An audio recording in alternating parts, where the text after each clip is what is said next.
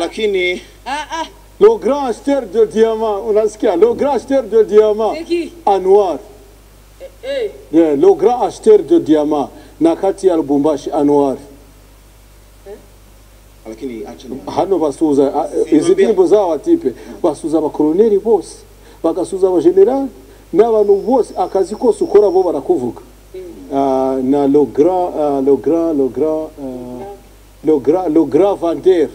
grand vendeur des habits de sport, magasin sport class Asani. Aho ahitaguhereza ibihumbi 10 by'amadolari. sasa abihan itakuwa momo bajyaga bavuga ngo agahugu umuco akandi undi. Mu Rwanda hari ibyo muzi dukunda, hari byinshi twambara, hari style tuzi iranga abanyarwanda. Gahunda ni yindi isanzwe. Gahunda ni imwe ya buri wa gatanu udahinduka utavaho umunota n'umwe. Ubaye wacikanwe, ubaye utabonye ko Anita Bissosso ndetse na Gitego bari bameze muri Friday Fright n'ahandi babisanga uretse mwisi tubanamo, tuba tuhabereye, tuba tuhakurikiye kugira ngo tubashe kubereka ibyo muba mutabonye muri no show ikomeye cyane, muri no show ikunzwe cyane mu gihugu cy'u Rwanda. Anita, Gitego ndetse na Bissosso, nkuko mumaze kubimenyera, nkuko mumaze kubyishimira, nkuko mubikunda buri munsi, ntago badutengwa kudushya baba bafite. Uyu munsi wa none ku itariki 5 z'ukwezi kwa gatatu umwaka wa 2021 ni icyumweru gitangira ukwezi kwa gatatu. Bongeye kugaruka mu mwambaro, bongeye kugaruka muri style, bongeye kugaruka mu bintu byinshi cyane muzi ku bantu b'abakongomani. Abantu menyereye abitwa abakongomani n'abaturuka hakurya mu gihugu cy'abaturanyi cya RDC, Republique Democratique of Congo. Muzi ko bamenyereye kwambara style cyane, bamenyereye kurimba. Ibintu byo kurimba ari ibintu bakunda kwitaho cyane cyangwa se bakunze kugira aho bari hose.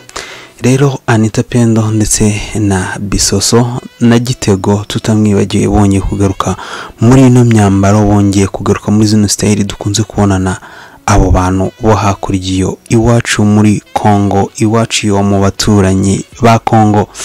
Bissosso nkuko mubibona, mwabonye uburyo yaje yambaye zira pantaro. Abenshi mu myaka yanyu abakuze ndetse n'abatoya mukunda kubona abantu bambara ano mapantaro agera hejuru y'inda cyangwa se hagatinda, akunda kwambarwa n'abantu b'abakongomani bo hambere. Amapantaro rero amenyerewe n'abakuze bo muri Congo kuko nibo bakunze kwambara amapantaro angana kuri ndetse bakanayatebeza. Naho style Anita yari yambaye iyimenyere mu ndirimbo zitandukanye z'inkongomani, indirimbo nyinshi z'inkongomani dukunze kwita inzayirwa.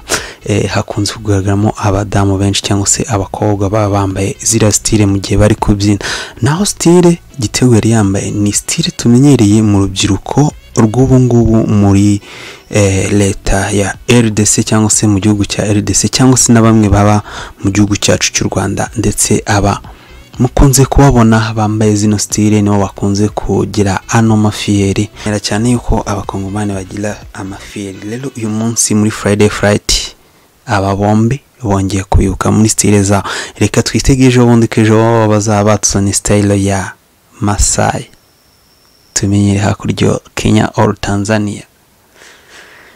Iki ni igitekerezo cyanjye, wenda sinzi igihe bazayikorera, ariko nizere ko tuzabona mu yandi mastira atandukanye. Tuzi ko baba bafite udushya dutandukanye. Ngo ubaye wacikanwa na Friday Fright na hano uzajya ubibonera ni hano mwisi tubamo, ni hano mwisi tubanamo, ni hano mwisi mbaho.